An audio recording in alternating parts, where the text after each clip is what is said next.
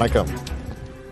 இந்த வீடியோ எதுக்குன்னா, விருதுநகர் நடக்கிற தென்மண்டல இளைஞரணி நிர்வாகிகள் சந்திப்பு மாநாட்டில் கலந்துக்க இருக்கிற இளைஞர்களுக்காக 1980 நாங்கள் இளைஞர்களாக இருந்தபோது தொடங்கப்பட்ட அணி இளைஞரணி.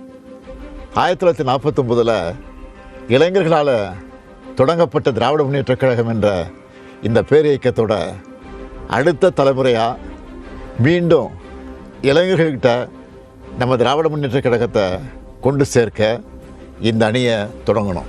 அன்றைக்கு என் கூட களத்தில் நின்று கழகத்தை வளர்த்த இளைஞர்கள் தான் இன்றைக்கி உங்கள் முன்னாடி மாண்புமிகு அமைச்சர்களா, எம்எல்ஏக்களா, எம்பிக்களா, மாவட்ட கழக செயலாளர்களா பல்வேறு பொறுப்புகளில் இருக்கிறாங்க.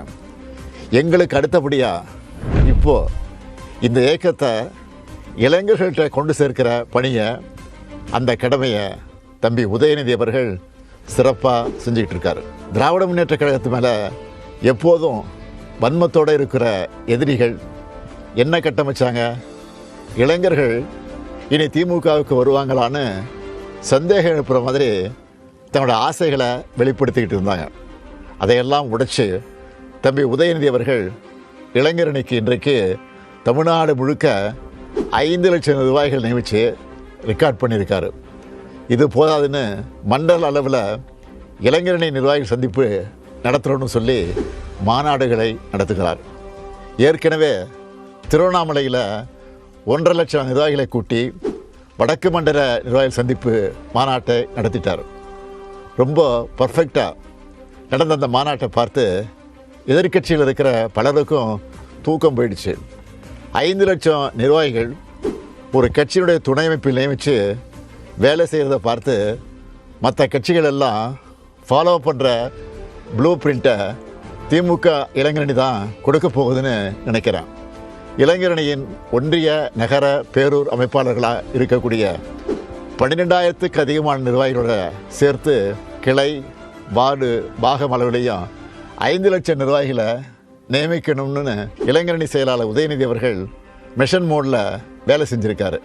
அதுவும் இதே அவர் செஞ்சு காட்டியிருக்கக்கூடிய ப்ராசஸை மலைப்பை ஏற்படுத்துது. தமிழ்நாடு முழுக்க விருப்ப மனுக்கள் பெற்று அந்த தகவல்களை டிஜிட்டைஸ் பண்ணி அவங்களையெல்லாம் அந்த முரசொலியில் முறையாக தொடர்ந்து வெளியிட்டாங்க. 78 கழக மாவட்டங்கள்லேயும் சோஷியல் மீடியாவுக்கு என்று தனியாக துணை அமைப்பாளர்களையும் நியமிச்சிருக்கிறாங்க. இதோட தொடர்ச்சியாக தான் மண்டல வாரியாக இந்த நிர்வாகிகள் சந்திப்பு கூட்டம் நடைபெறுது. 5 லட்சம் பேருக்கும் ஃபோட்டோ ஐடி கார்டுன்னு ஒரு இராணுவப்படையை போன்ற உறுதியான கட்டமைப்பு, கட்டுப்பாடு மற்றும் ஒழுங்கோடு இது நடக்குது. அதனால தான் பிப்ரவரி 7ஆம் நாள் விருதுநகர் கூட்டம் சொன்னதும் எனக்குள்ள புது உற்சாகம் உண்டாச்சு. இந்த விருதுநகர் மாநாட்டில் எதுக்காக திராவிட முன்னேற்றக் கழகம் தொடர்ந்து இயங்கணும், இளைஞர்களான நீங்கள் எப்படி கொள்கையோடு செயல்படணும், எதுக்காக திராவிட முன்னேற்றக் கழக ஆட்சி தான் தமிழ்நாட்டில் தொடரணும் என்பது பற்றியெல்லாம் இளைஞர்களான உங்ககிட்ட ஷேர் பண்ணிக்க போகிறேன். பிப்ரவரி 7 விருதுநகரில் சந்திப்போம், வெல்வோம் ஒன்றாக. நாளை விருதுநகரில் நடைபெற இருக்கும் திமுக இளைஞரணி மாநாட்டிற்கு முதலமைச்சர் மு.க. ஸ்டாலின் அழைப்பு விடுத்து வீடியோ வெளியிட்ட காட்சியை பார்த்தோம்.